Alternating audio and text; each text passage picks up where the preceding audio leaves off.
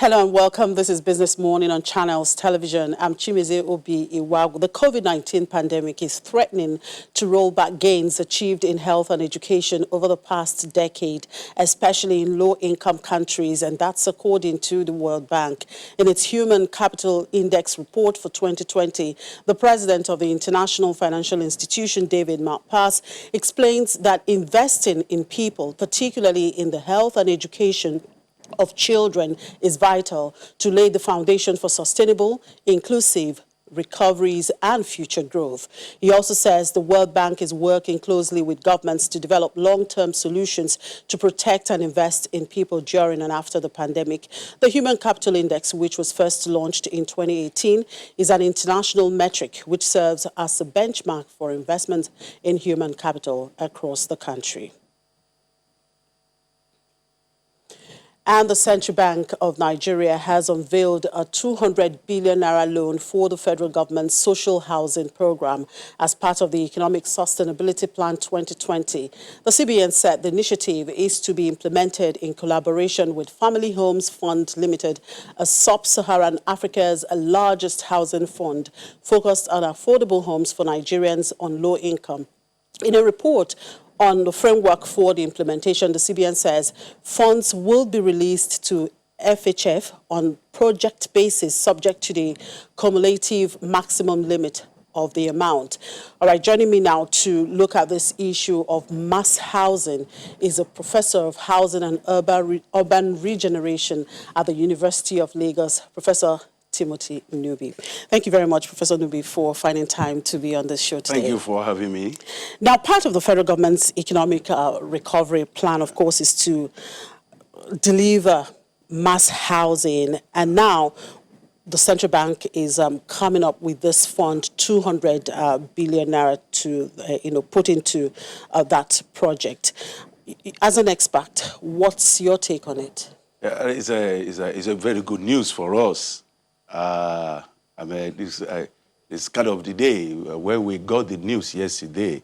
We said when I got the news this week, I said, well, this is one of the days that the Lord has made, because my own area of research, as far back as 2006, I was able to find out that the critical in the value chain, in the housing delivery value chain, that no longer land, but funding is happen to be the most critical aspect or point in the value chain. And we've been advocating and pushing for this large sum intervention since 2006, 2007. So it's a welcome development. It's a welcome development. And the fear of government all along has been, where do we domicile this funding, and which structure we can appropriately run it. Now we're seeing that they're talking about family homes fund. That's where it's going to be domiciled. Then one will wonder what happens to the federal mortgage. Well, actually, I wish we get that. Very wonderful question. Family homes is new. Family home, as I know it today, is headed by one of the experts across the globe, Mr. Femi Adewale, who has huge experience in UK for almost 22 years before he became he was the immediate past MD of Shelter Afrique. He's handled huge portfolio in the past, and he has projects across the world. Yes, so that's actually my confidence that this money will not go down the drain. And Family Homes Fund is not a charitable organization. So when they use the social housing connection is what government is still missing out. Family homes can offer social housing, but they will deliver houses. They will deliver affordable housing, but they can't handle social housing. So it's right time government understand that. But the most important thing to me is starting somewhere. It's starting somewhere. So FNBN, I put it down here. It's like, in 1977, FNBN was re-engineered and repositioned. without proper diagnosis. Just for that, since it started in the early 60s, by the time it got to 1976, FMBN could no longer give loan out.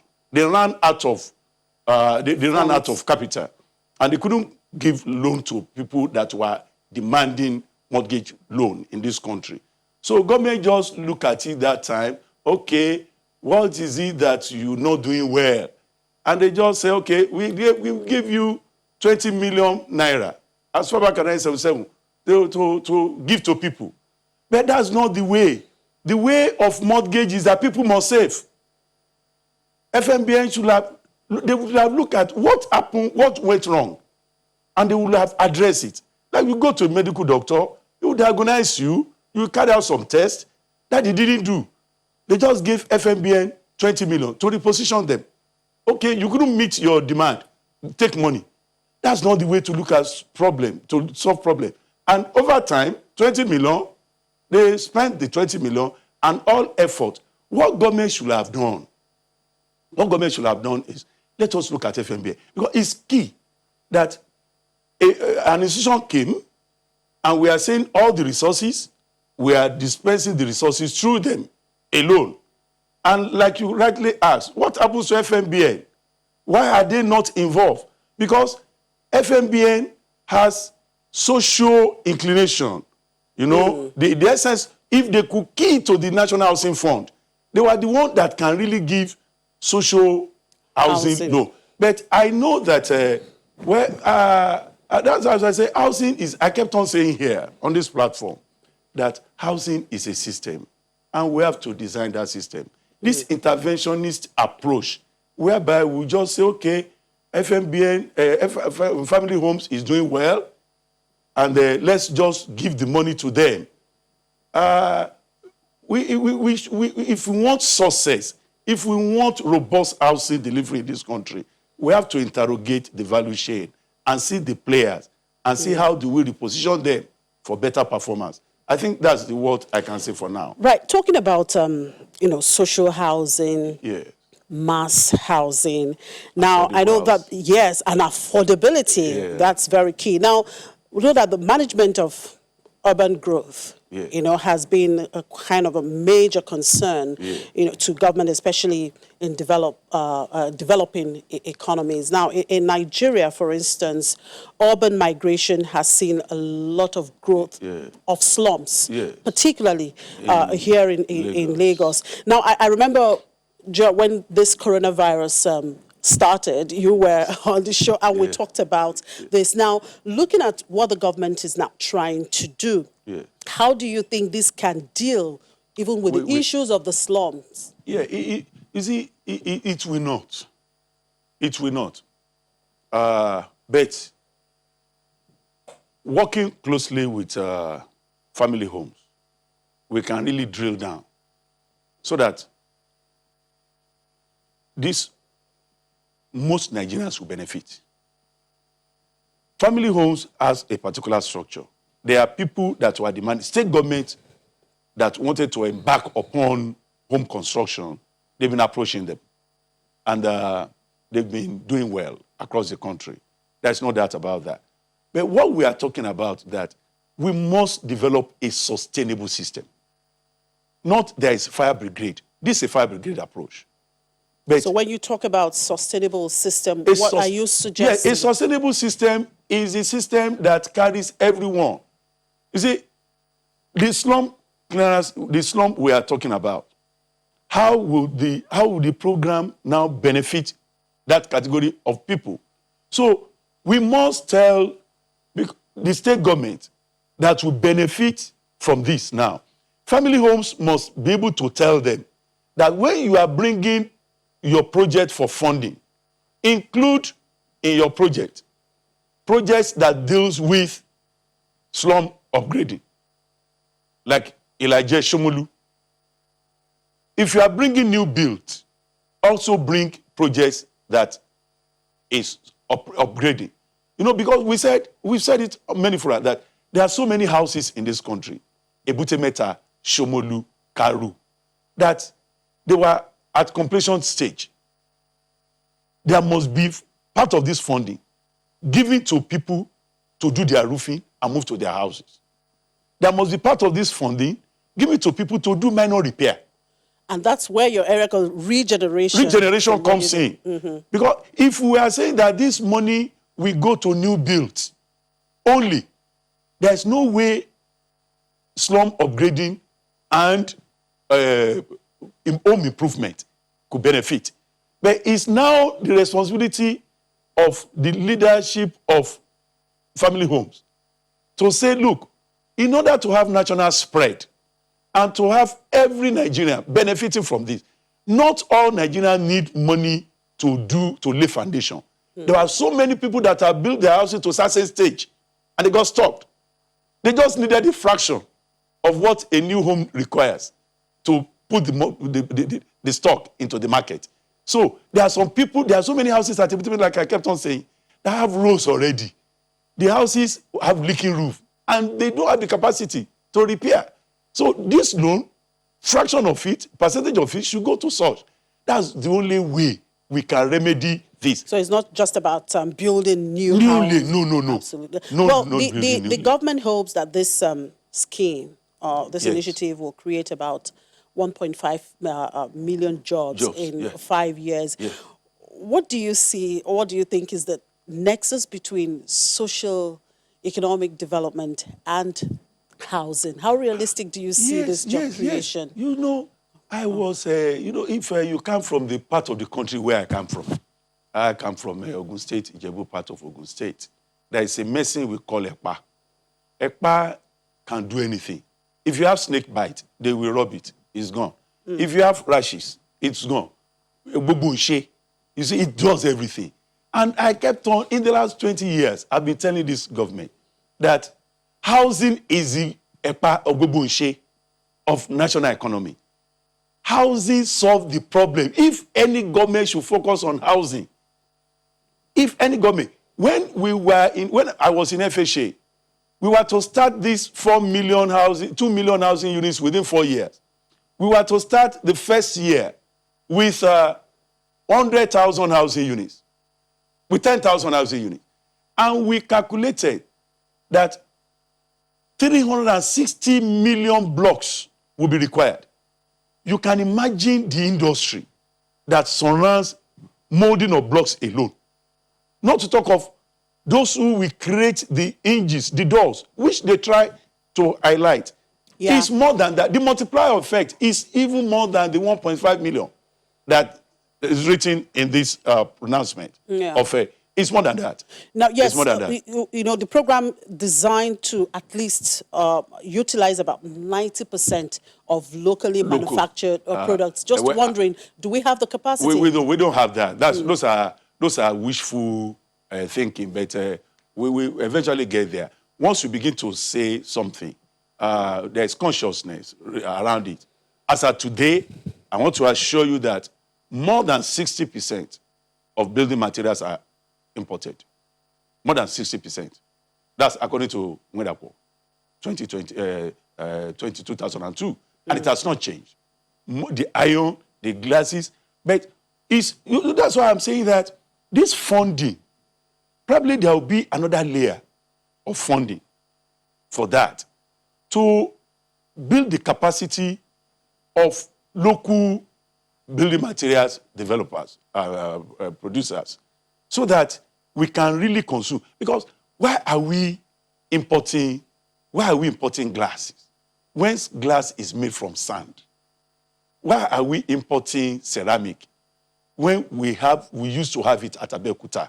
So this is the way to really, this is the time to really look inward and say, look, this local manufacturing industry that have gone into coma, how do we give them tax-free holiday? How do we encourage them? What are the incentives that we need to give so that they come on board? If not, the 90% building material is not done. It's not attainable.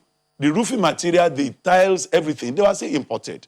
The wash and basin, WCs, they were still imported. So this 90% that they're saying is a wishful thinking, is a desire, but we are not there. We are not there in the next now, 10 years. looking at, countries, let's even use countries within Yes. West Africa here, are there models you think the federal government can actually replicate when we talk about social housing, because that's what they are driving at, social housing, mass housing? Are there models you think we can replicate to deliver mass housing? Yeah, there. You see, housing is a local issue.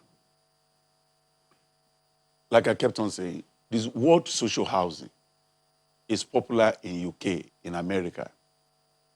You cannot, where 80% of the populace can consume housing from the market.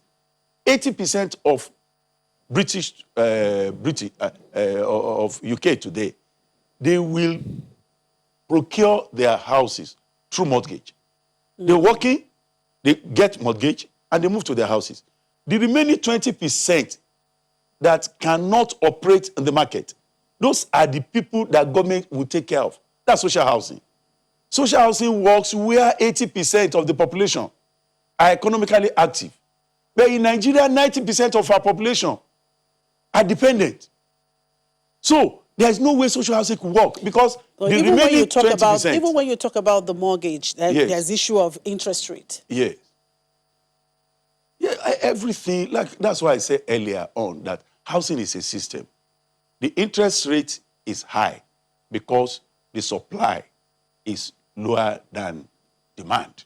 Whenever there is demand, when the demand is higher than the supply, definitely the price will definitely go up. And I kept on saying that the only way that can make mortgage to work in this country is to commoditize housing.